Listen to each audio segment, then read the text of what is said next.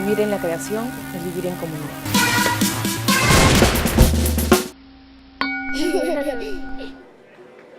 Para mim, todas as edições são especiais, mas essa particularmente pelo fato de ser um número redondo, 20 edições do festival, 34 anos que a gente está trabalhando esse projeto. É uma edição que a gente deveria definitivamente colocar um foco único e uma atenção específica para a questão do Sul global. O projeto curatorial foi tomando forma em paralelo com a identidade visual. E o que emergiam eram alguns temas, algumas palavras que funcionavam como guias. Se a gente fosse eleger uma delas, que de alguma maneira se tornou dominante, era o antropoceno. E que de alguma maneira deu o tom para algumas coisas que vieram a ser centrais para a identidade. O antropoceno não era simplesmente um tema geológico ligado à natureza de maneira mais icônica. O antropoceno é também um movimento social, também é um problema econômico, toca em questões de ocupação urbana, densidade. Talvez formalmente seja uma era geológica nova, em que uma espécie é capaz de fazer mudanças climáticas radicais. A gente tinha como questão também a ideia de Sul, que é algo que já vem de outras edições. Por conta disso, a gente tentou, de alguma maneira, responder a essa ideia, se perguntando como incorporar a noção de Sul dentro desse projeto. E a nossa maneira de se aproximar dessa questão foi um pouco suspender a ideia de sistema de identidade visual, da maneira corporativa como ele se consolidou na década de 50. Então, não vai ter um manual, não vai ter elementos discriminados, não vai ter uma maneira regrada de compor, não é isso.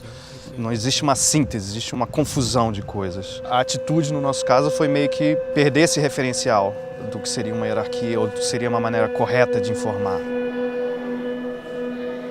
Cada edição tem as suas peculiaridades, necessidades. Nuestro planeta ya se ha transformado y nace en los continentes. Desses 8 festivais que eu venho fazendo, teve uma evolução tecnológica fenomenal. E eu acho que cada vez mais isso permite que essa mídia seja inserida em situações do cotidiano. A interferência no espaço não é uma interferência bruta, ela não secciona o espaço, ela não divide e fala, bom, esse pedaço é só do Vídeo Brasil, aquele é da convivência. Se você olhar lá dentro hoje a convivência, tem um monte de gente sentada, conversando, e a preservação dessa possibilidade é fundamental, né?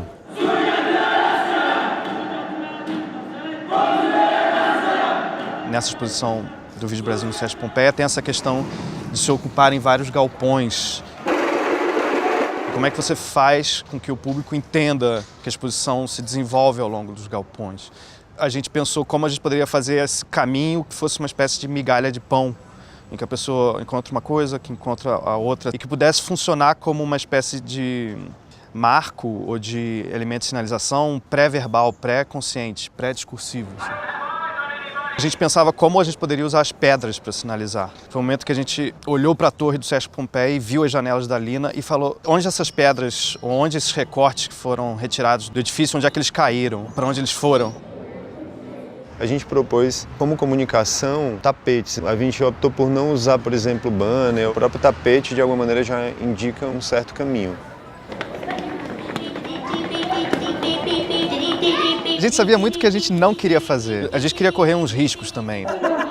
Não parecer correto. Inclusive olhando para projetos similares, também ligados à arte contemporânea, que às vezes sofrem desse enrijecimento porque eles estão muito preocupados em parecer bonitos ou ter certos atributos.